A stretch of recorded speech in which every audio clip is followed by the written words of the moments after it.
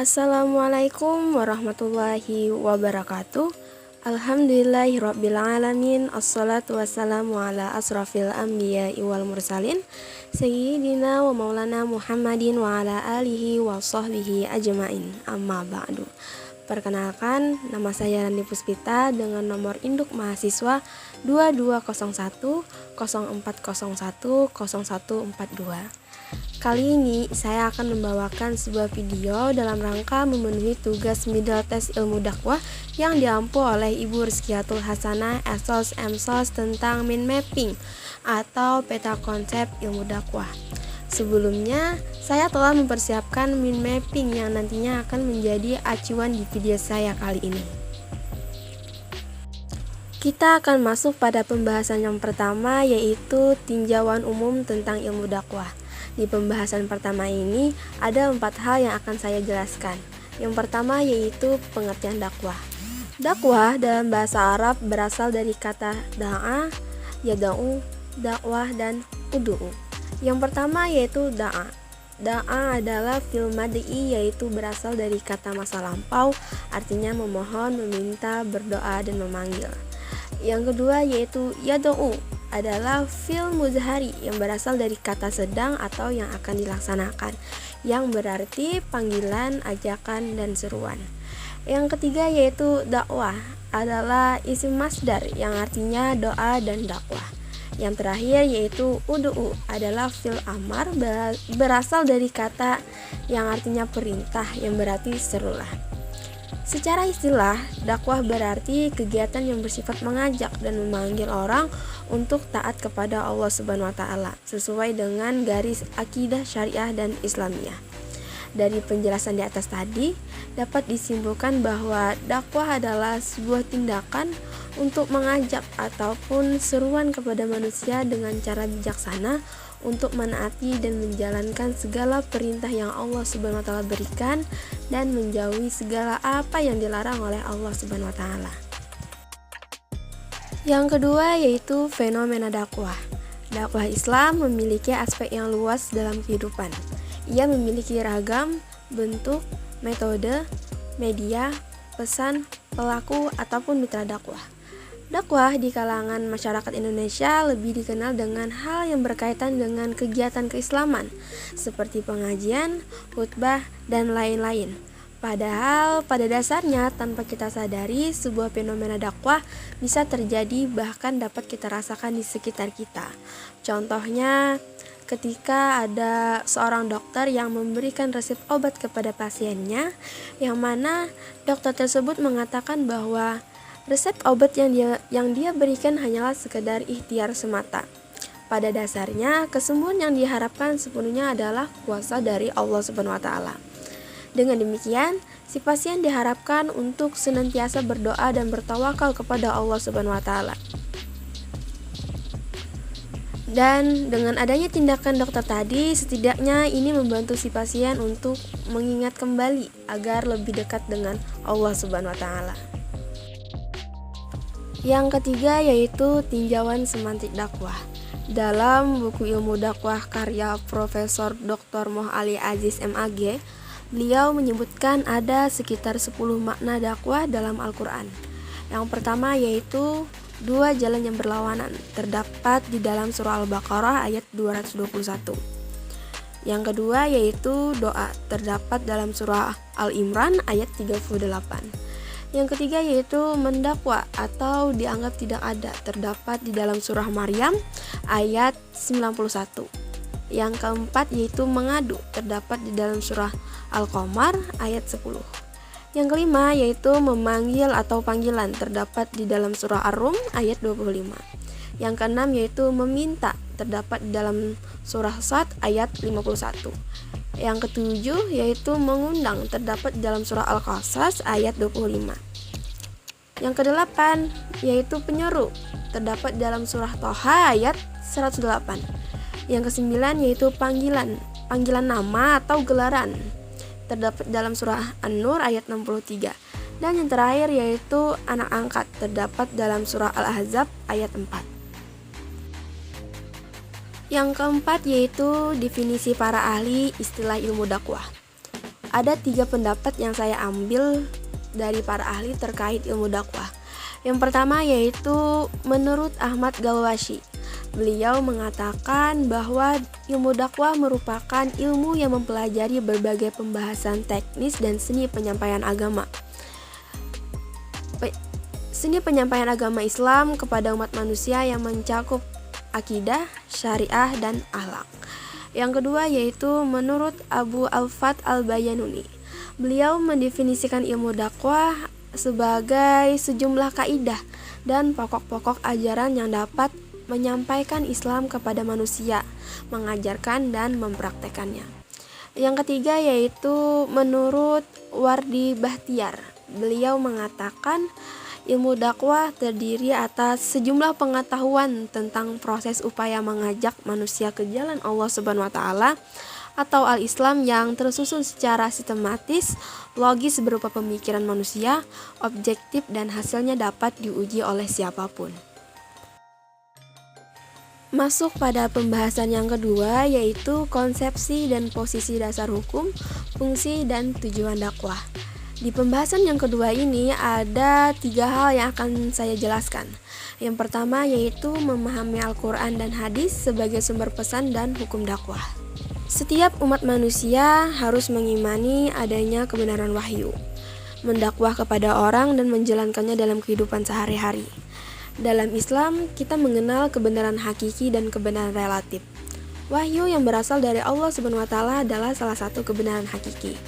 Semua ayat yang ada di dalam Al-Quran adalah firman Allah Subhanahu wa taala. Ayat-ayat yang diturunkan kepada Nabi Muhammad SAW, lalu Nabi Muhammad SAW membacakan kepada para sahabat. Itulah Nabi Muhammad SAW sebagai pendakwah dan wahyu yang diterima sebagai pesan dakwah. Dalam buku Ilmu Dakwah karya Profesor Dr. Moh Ali Aziz, beliau mengatakan bahwa Al-Quran, hadis, ijma, dan qiyas adalah sumber hukum yang telah disepakati oleh para ulama. Adapun yang menjadi landasan dakwah dalam melakukan dakwah yaitu terdapat dalam surah Al-Imran ayat 104 yang artinya, "Dan hendaklah ada di antara kamu segolongan umat yang menyeru kepada kebajikan, menyuruh kepada yang makruh, dan mencegah dari yang mungkar. Merekalah orang-orang yang beruntung." Terdapat juga di dalam surah An-Nahl ayat 125 yang artinya, "Serulah manusia kepada jalan Tuhanmu dengan hikmah dan pelajaran yang baik, dan bantalah mereka dengan cara yang baik. Sesungguhnya Tuhanmu dialah yang lebih mengetahui tentang siapa yang tersesat dari jalannya, dan dialah yang lebih mengetahui orang-orang yang mendapat petunjuk." Ada juga di dalam hadis terdapat tentang berdakwah, yaitu dari Abu Sa'ad berkata, bersabda Rasulullah SAW, "Barang siapa di antara kamu yang melihat kemungkaran, maka hendaklah ia merubah dengan tangannya. Jika ia tidak mampu, maka dengan lidahnya. Dan jika tidak mampu pula, maka dengan hatinya. Dan itulah selemah-lemahnya iman." Hadis riwayat Muslim. Yang kedua yaitu fungsi dakwah. Dakwah berfungsi mengarahkan, memotivasi, membimbing, mendidik, menghibur, mengingatkan umat manusia agar senantiasa beribadah kepada Allah Subhanahu wa taala dan berperilaku baik. Secara umum, fungsi dakwah dapat dilihat dari 2 segi. Yang pertama yaitu segi tingkatan isi pesan dakwah. Adapun dalam isi pesan dakwah terdapat beberapa tahap yang harus dicapai. Yang pertama yaitu menanamkan pengertian, yaitu memberikan penjelasan ide-ide ajaran Islam yang disampaikan ketika kita menyampaikan isi pesan dakwah kepada orang lain, agar orang lain mempunyai persepsi yang jelas dan benar dari apa yang kita sampaikan. Yang kedua yaitu membangkitkan kesadaran, yaitu menumbuhkan kesadaran manusia agar timbul semangat dan dorongan untuk melakukan nilai yang disajikan kepadanya. Yang ketiga yaitu mengaktualisasikan dalam tingkah laku, mulai menerapkan nilai ajaran Islam sehingga nilai-nilai ajaran Islam itu benar-benar dapat diaplikasikan dalam kehidupan sehari-hari. Yang keempat yaitu melestarikan dalam kehidupan, atau bisa disebut dengan melakukan pembiasaan dalam kehidupan sehari-hari, yaitu agar nilai-nilai ajaran Islam yang sudah diaplikasikan tidak tercemari oleh perubahan zaman yang selalu berkembang. Untuk melestarikan ajaran Islam dalam kehidupan manusia bisa dilakukan dengan cara yang pertama yaitu preventif, yaitu usaha untuk mencegah timbulnya penyimpangan dari nilai ajaran Islam. Yang kedua yaitu edukatif, yaitu membina dan menanamkan nilai ajaran Islam. Yang ketiga yaitu rehabilitatif, yaitu memperbaiki kembali kerusakan-kerusakan yang terjadi dalam masyarakat. Yang kedua yaitu dari segi perubahan masyarakat. Muhammad Syafaat Habib menjelaskan bahwa ada 7 segi perubahan masyarakat. Yang pertama yaitu dari segi praktisnya, yaitu mengarahkan segala aktivitas, keperluan, dan keinginan manusia untuk mencapai sasaran yang lebih maju. Dalam hal ini, dakwah akan memberikan tuntunan hidup yang lebih praktis dan religius. Yang kedua yaitu dari segi keadaan manusia sendiri, yaitu mengembalikan manusia kepada fitrah yang benar menurut kata hatinya, dan memberikan nilai untuk dirinya serta tidak bertentangan kemudian mengembangkan apa yang telah ada. Yang ketiga yaitu dari segi perannya.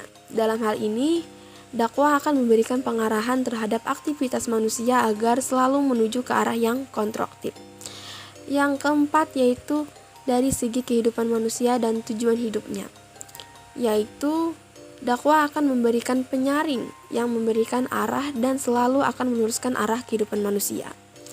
Yang kelima yaitu dari segi diri manusia terutama fisikisnya, yaitu selalu memberikan motivasi terhadap perbuatan baik dan menekan terhadap perbuatan keji. Yang keenam yaitu dari segi keinginan manusia, yaitu dakwah memberikan pengetahuan yang mana harus dikerjakan dan yang mana harus ditinggalkan. Yang terakhir yaitu dari segi hubungan manusia dengan Allah Subhanahu wa taala. Yang ketiga yaitu tujuan dakwah. Pada prinsipnya, tujuan dakwah hanyalah kepada Allah atau sabilir rabbik. Tetapi, keadaan objek dakwah yang seperti tersebut bervariatif. Ada yang kafir, ahli kitab, dan orang-orang beriman. Sehingga masing-masing objek perlu ditinjau menurut eksistensinya. Yang pertama yaitu tujuan dakwah kepada orang kafir, yaitu dengan tujuan menyuruh kepada orang kafir agar ke jalan Allah, yang mana berusaha menyadarkan mereka agar memandang diri mereka dan lingkungannya secara objektif. Penyampaian dakwah secara intensif bertujuan agar mereka beriman kepada Tuhan dan sadar akan kedudukan dan fungsi dirinya sebagai hamba Allah Subhanahu wa taala. Dengan demikian, mengajak orang kafir ke jalan Islam adalah salah satu kewajiban, yang dimana dakwah akan memberikan informasi tentang eksistensi dirinya sebagai makhluk ciptaan Allah dan fungsi guna membawa mereka kepada kesejahteraan hidup dunia dan keselamatan akhirat. Yang kedua yaitu tujuan dakwah kepada ahli kitab, yaitu dengan tujuan agar bisa menanamkan keyakinan pada mereka bahwa Nabi Muhammad SAW adalah Rasul terakhir dan kitab suci Al-Quran adalah petunjuk bagi mereka secara universal. Tujuannya agar mereka sadar dan mengakui kebenaran segala yang diturunkan oleh Allah Subhanahu wa taala. Sebagaimana terdapat di dalam surah Al-Asyura ayat 15. Yang ketiga yaitu dakwah terhadap orang beriman, yaitu dengan tujuan agar mereka lebih intensif melaksanakan amal soleh yang mereka lakukan dan terbentuknya akhlak mulia dan mendapatkan pahala mulia di sisi Allah Subhanahu wa taala, sebagaimana dijelaskan dalam surah An-Nahl ayat 97. Selanjutnya masuk pada pembahasan yang ketiga, yaitu tentang proses dan unsur-unsur dakwah. Pada pembahasan yang ketiga ini ada dua hal yang akan saya jelaskan. Yang pertama yaitu proses dakwah. Secara teoritis, proses dakwah adalah suatu tahapan dalam melakukan kegiatan dakwah baik secara lisan, tindakan, ataupun perbuatan.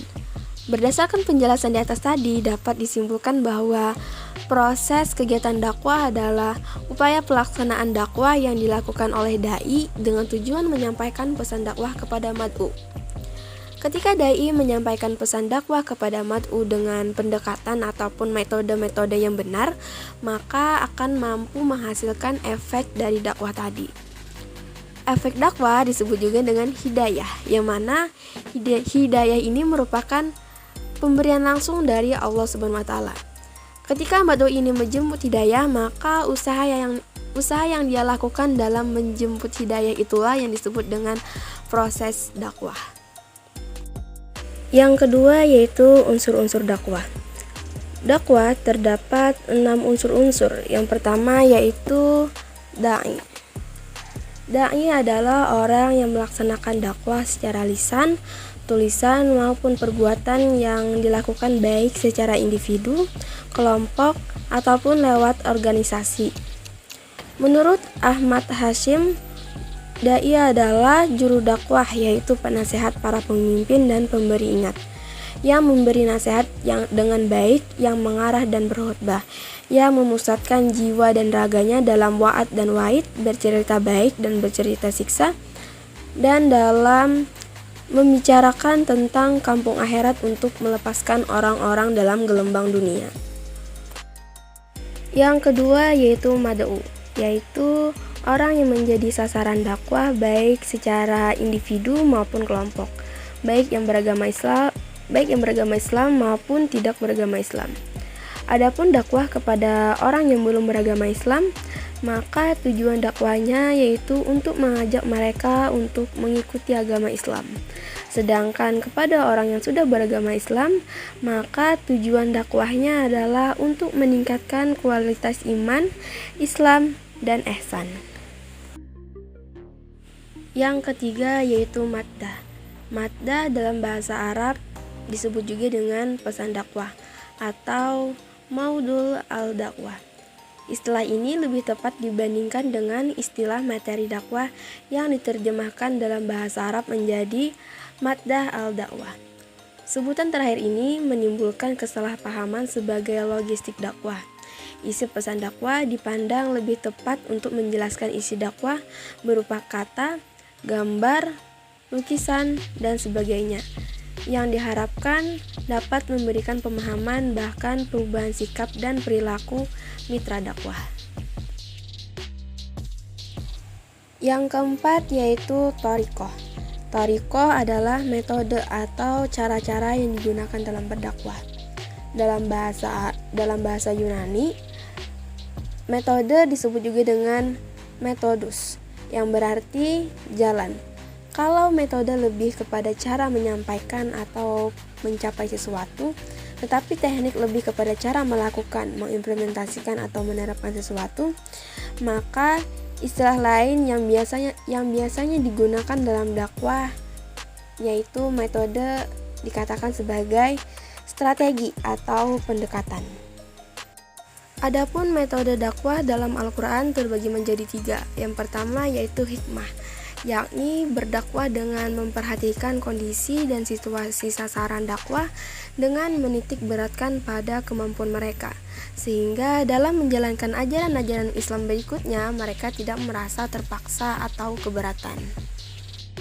Metode yang kedua dalam Al-Quran yaitu mau'idhah hasanah, yakni berdakwah dengan memberikan nasihat-nasihat atau menyampaikan ajaran-ajaran Islam dengan rasa kasih sayang, sehingga nasihat dan ajaran Islam yang disampaikan dapat menyentuh hati mereka.